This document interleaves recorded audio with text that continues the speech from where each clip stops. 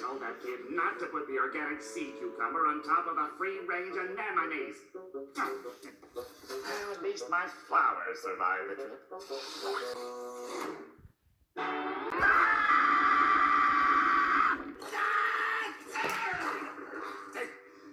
SpongeBob, would you please find your own flowers to snip?